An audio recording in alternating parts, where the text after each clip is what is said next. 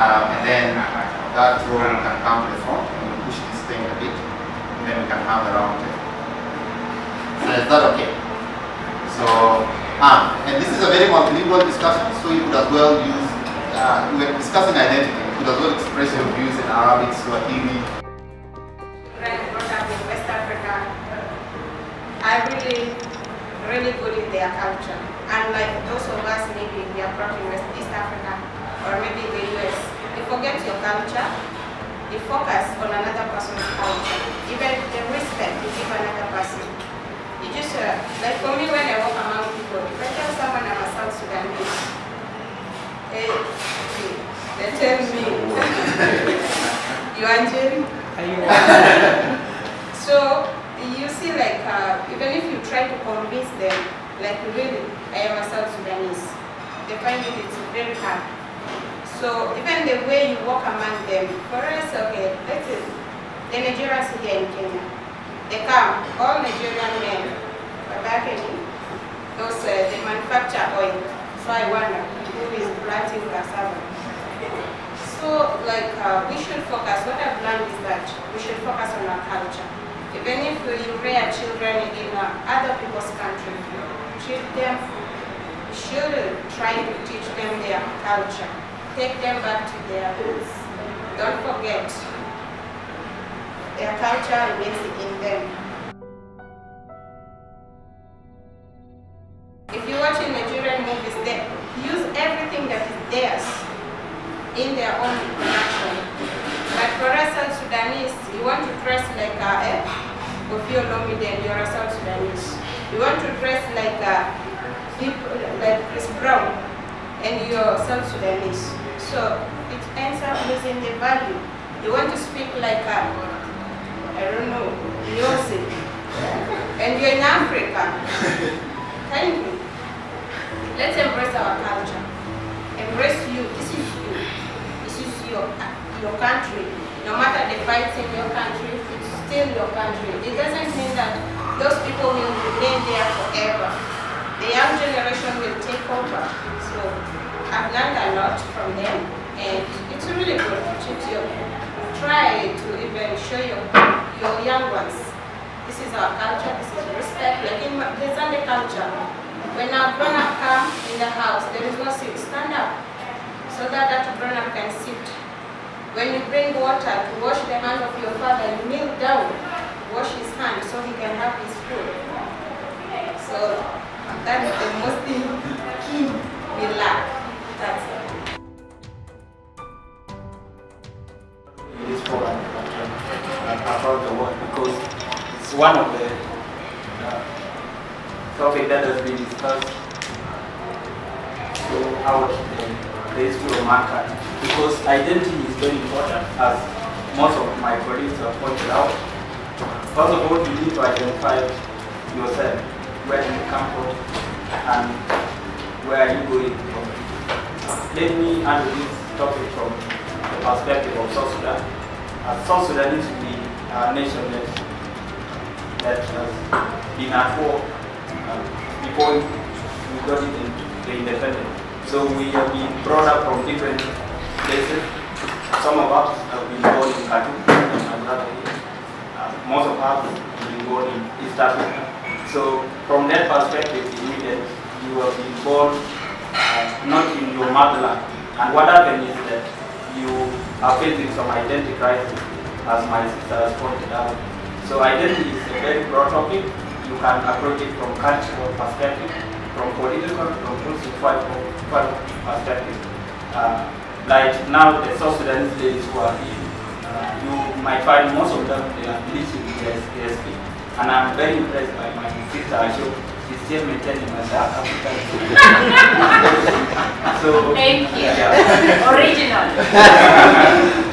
So when you are here in Kenya, you don't have to change your skin color so that you look brown like Kenyan people. And also my sister Susan. Yeah. My sister Susan is very brown and she's born that way. So you don't need to imitate skin color. So when we look at the question of identity, it's actually very broad. You can also look at that question from the tribal perspective. most of us here, we identify from our tribe. Like when you come from Dinka maybe, or the Nuer and the Equatorian. Like when my sister was introducing herself before, some of us were saying, wow, she's called Achol, she might be from Dinka or maybe Shuru. So that's how we look at identities here. But the most important thing is that you know yourself first, then try to maintain your own identity, because your cultural background or even tribal background matters a lot. The parents have abandoned the culture, and parents are the reasons why we are not sticking to the culture. And also, others highlighted that they had a different experience with their parents. Then there was another also point regarding originality. What is originality for South Sudanese and this stuff? And some people say you need to be originally South Sudan, you need to be South Sudanese, you need to stick to it. And others also have highlighted that there is no such a thing as origin for the South Sudanese identity. But also the independence came very clear. Few people highlighted that they felt that that is a very South Sudanese moment for them. Sorry, I forgot some of the other point, but there was a point also regarding fitting in. An attempt to be in a foreign country, you try to fit in and go with the culture. Someone is saying that you take the positive out of it, and also other people are saying that you should not just go with the culture to the extent that you become proud of not knowing your own culture or denying your South Sudanese culture. Or to be specific, your particular culture. We do have cultures, different tribes. Can you explain the 43 tribes? Nairobi is a metropolitan. It's basically like going to New York. It is also quite interesting. Like my experience as, can you hear me? As a Kenyan is also quite interesting, because like her, I'm also half Arab and also Kikuyu, which is the more dominant tribe. But I did grow up in the States, like those women, and so I'm also very familiar with what is really your cultural identity. And I can't completely disagree with people who say Kenya doesn't have a strong culture, because I don't think much changed when I came back. I think I found my footing really easily, and I guess that went to show that there wasn't much for me to integrate into. It was more so very fluid with the globalized society. And that may be again because I live in a urban metropolitan. So yeah, we definitely do struggle with identity issues, but like someone pointed out, which is a very great point, is that there's not necessarily a structure of originality, and you can't say this is what makes an original Kenyan, this is what makes an original South Sudanese person, this is what makes an original, there's not really that structure, so it is very hard to classify, identity in context as well. I will comment on the following. There is indeed a misconstrued identity in South Sudan. And if you look at the basis of fraction in our social fabric, which is one of the reasons that we are actually tearing apart ourselves. And if you also look at the other processes like the national dialogue, one of them is defining the basis of our identity. Why do the government use this? It's because we have the misconstrued identity. Why do I say that? South Sudanese, I want to disagree by saying that we don't have the defined national values. No, we do have, but the problem is the sensitization on how the basis of identity can be used as the basis also of citizenship. So in South Sudan, the question... What do you mean the basis of identity can be used as the basis of citizenship? Sorry, just for I can elaborate that. When you know your identity, it can be the basis of your identity. For example, we here in the hall, when did you know that there are 64 tribes in South Sudan? You will answer at your own time. But the moment you know that we are 64 and those are the cultural diversity or whatever diversity and identities of South Sudan, that is the moment you accept yourself as a South Sudanese. And not just knowing, you will know and learn how these people practice their originality. Originality, my brother who has mentioned that there is no originality in definition, but there is origin. It sounds a bit okay, but originality, what it means is doing your cultural values by doing the best identity in the culture and the language actually. Issues like passage of right, when my brother mentioned the trouble marks on our head, and other passage, right of passage in South Sudanese communities like circumcision and the rest, they are the best basis of our originality as a South Sudanese if they are used without influence or without being interfered with by globalization. So the question of role of parents in identity or role of parent in upbringing of a person to know who she or he is paramount.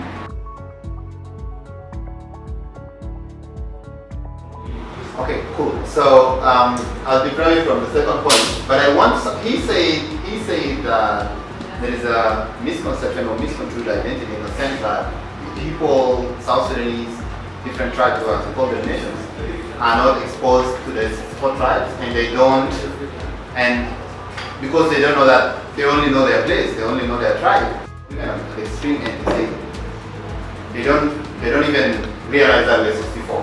Yeah. And that creates resistance to accept that we are a big nation and that the South Sudanese there's boundaries and there's 64 tribes and all of us are South Sudanese and all of us are subscribed to this country and we live together. Not we live together, subscribe to this country. How many of us agree with that statement by show of hands? Okay. But again, so let me just see. Okay, that's almost close to 1, 2, 3, 4, 5, 6, 7, 8, 9. 9. Okay, 10, my brother. So I want two people from the folks who say they agree to express why. And I think those who did not raise their hand, you disagree with that statement, or to some extent you feel that it can be phrased more. It can be phrased better. Yeah. So I will also give two of you to express why. So those of us who agree with that statement, I want 2 points why you agree. Okay, Achol, yeah. I've actually this goes back to for me it goes back to the formation of Africa, right? Like there's a lot of literature that is out there that argues that one of the reasons why it's so difficult for African countries to be governed is because of we are different tribes and we have just been chopped together and saying this is your country, this is your country, this is your country, this is your country. When we're not supposed to be like that. We're supposed to move around. We're not supposed to just belong, we're not just supposed to stay, let's say, within just South Sudan, right? We migrate. We are different.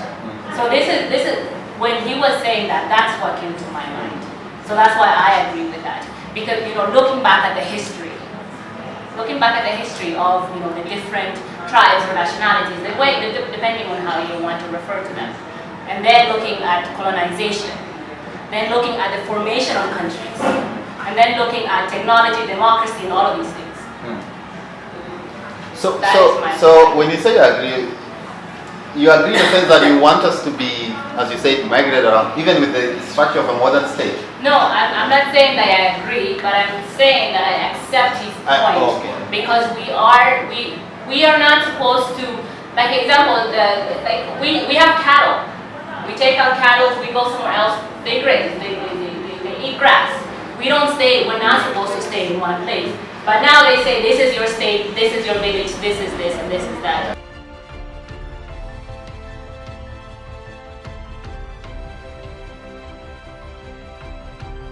Why do you agree? Very fast. I also agree with him in that we only come to learn that we have 64 tribes in South Sudan when we go to school. I want to be answering, when did you do this first 64? When? Yeah. Okay. So what I want us to answer the next point we look. Yeah. Why? So when we go to school is when we actually know that we have 64 tribes in South Sudan. Otherwise, apart from that, I as a Zande in Yambio, I only know that there are Zandes and those other tribes that are here. Otherwise, I wouldn't know that there are other 64 tribes. So it is true that these many tribes, we don't really know each other. And then, okay, I think that is... But do you say that, yeah, that's his point, but do you think that is the reason why people don't accept each other? Yeah. Okay. Tribes that are in South Sudan that we are 64 or not knowing ourselves. I can say that we don't know all those tribes, but that doesn't, it is not the reason why we have problems. I would say that the problem is selfishness. Like I can say, I want to be the one in that position or doing such thing, but not knowing the other tribes. Because even if I know there is another tribe and I don't want that tribe to be here or there, I can still do that, whether I know them or not. That's why I'm disagreeing. We don't know all the tribes, but that's not the reason why we are not coming together as South Sudanese. He was raising the point of acceptance there. You don't think also that's the reason? That cannot lead to, even before coming together, just accepting that this whole thing is for us. Yes. In the kind of celebration that we have in our country today, we are overlooking the aspect of, political bit of it. Because we have elites that still disagree over the national cake, sharing power and all that. And this is where manipulation starts. This is where we all have problems eventually. But in the days of Europe, when we never had this national thing, like say Sudan, countries and things, people were moving, people were free, and there was no such a thing. Though conflicts were there, there would be minor things over issues like grazing fields and cattle and communal issues, but there was no inherent interest in the people's hearts. So I have nothing that I hold. For example, I've never met him, and if we meet and interact as people, why wouldn't we accept each other? We've never had anything between us before. So that is acceptable. So you're kind of also agreeing with her point that the political layer and what you refer to. Yes, we overlook the political bit of it, yes. The political aspect of the situation, in as far as the situation of our country today is concerned, is being overlooked here, and that's what I want to emphasize. This is the problem. We have like 7 minutes. Just a question that when you refer to acceptance, I accept someone to come to my house. Do you mean that that's the same as acceptance as accepting this person? Yes, you can accept him to come to your house, the same way you accept a Kenyan coming to your house or coming to business. But do you accept him as a part of the national structure, as part of there is this bigger thing called country, and then we're together, and he has as much right in it as I am? Is that the same acceptance you're referring to? Well, yes, it is almost the same thing. Is it almost or it is? It's the same thing. Okay. The same thing. If I'm accommodating, then there is no other sphere where I can, disown this person, where I can, place myself above them and pretend to be different in a way. It's all about getting to be, brothers and sisters living together without. One day we went for hunting, and then we killed an animal. Yeah, And then the Didinga guys ate all the meat or drank the soup. So when the Murle guys came, they did not find anything. They were not Murle, but then there's some guys who were just coming on. These guys got angry and left. They went to this side of war. So they became Murle. You see. So, and then even with Toposa, we were living peacefully together.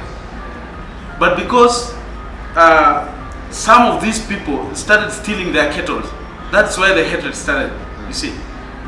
People started knowing now, okay, these people are Toposa and they're very bad people. They kill people, they steal people's cattle, you see. So the issue... That's a general comment, you're not saying that about Toposa. So the issue of knowing the tribe and all this, I think this thing was created by us, ourselves, and probably the people who came to Africa a long time ago. They came and divide us. They demarcate our borders. They say these people belong to that area, these people belong to that area, and so forth. And that's how we came to know that those people are from this particular tribe, and those people are from this particular tribe. So I'm sure, long time ago, people know, people are aware there are tribes, there are many tribes in South Sudan, but they can't name these tribes. But they know there are a lot of tribes in South Sudan. So now that there are tribes, let me ask you, like now that, in the now situation, we know that there are tribes, at least some of us know. Do you think, since that tribes are now an accepted thing, we cannot dispute that tribes are not there, do you think not knowing, now the fact that they're there, not knowing or not making effort to know them, do you think that will lead to people not accepting each other? I don't think so. You don't think so? Yeah. Okay, good. So the final comments are going to be on like what do you think is I don't want to use the word originality, this identity of this thing that we can rally behind. What are some of the things that we can refer to as like, hey, I think if we like for example when you say that let's have more information about each other, what kind of things do you think we can focus on to build a unifying, or sometimes not unifying, but accepting identity or a notion that all of us can agree on? Some of us, rather. I'm coming to your point. Garan. Good evening, everyone. As you heard, I'm Garan. I'm from South Sudan. I'm South Sudanese. Let me not go far again. I'll take you back. I'll add my point on that coordination. I'll just say, and I'm sorry for coming late. We just there was someone who we visit already, but Nairobi was not. So the driver came late. And she's one of the best. So mine is that for us to be unified regarding regardless of the tribe you're coming from, it will require everyone, and how you will accept it. If you accept the unification from your heart, then whereby you will stop speaking of or identifying yourself that I'm from this tribe, I'm from this tribe. There's someone whom maybe someone has the negativity about that tribe, and he generalizes it that this tribe is not good, but this tribe is good. But when you become all of us say that actually we are from South Sudan, we are South Sudanese, and that's it. Instead of saying that I'm from this tribe, I'm from this tribe, it cannot help us at all. That one, it was for identifying yourself, or it is for identifying yourself that you are different from other people, right? So all this tribe, all the diversity that we have, in their variety, let them be honored, let them be, know that they exist and they are appreciated, they are given weight, My name is Acholjok, South Sudanese by nationality. It has actually been very educative to be a part of this program, which is called Defy the Hate Now.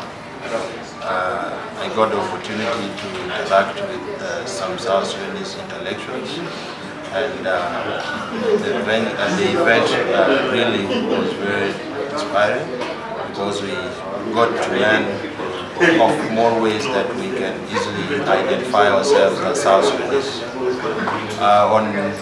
On an individual capacity, I suggested that we do promote multiculturalism in South Sudan, where each society should be treated equally and all rights be recognized.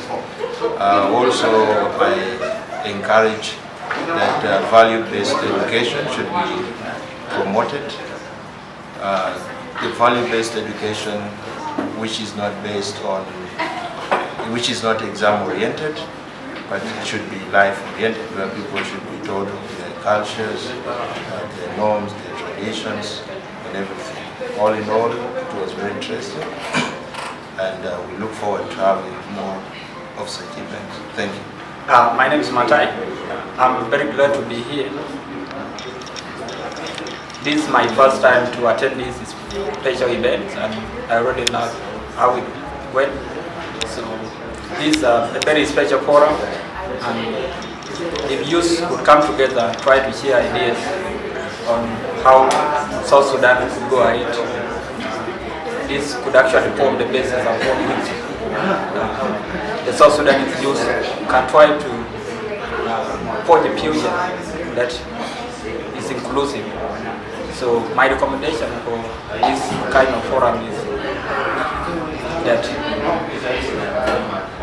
every time someone gets an email, you need to actually share that email with the rest of your colleagues, so that this forum is made use of, because it's actually entertaining, quite interactive, and to some extent it's a bit intellectual.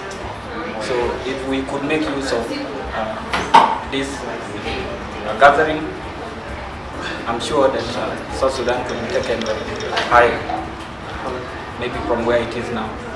So it's been an entertaining event, and I look forward to participating in other live forums. That's all I would like to share today. My name is Rose Achinoglu. South Sudanese, living here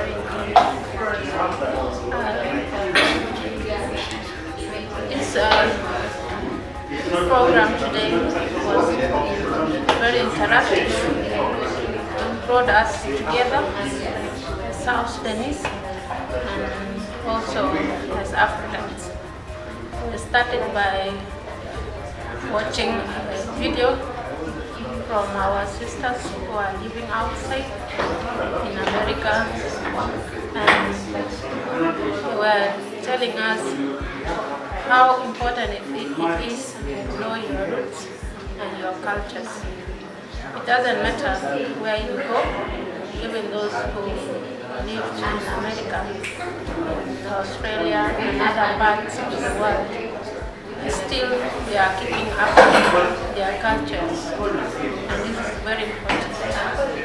So as a person, I have come to learn how important my culture is, and I also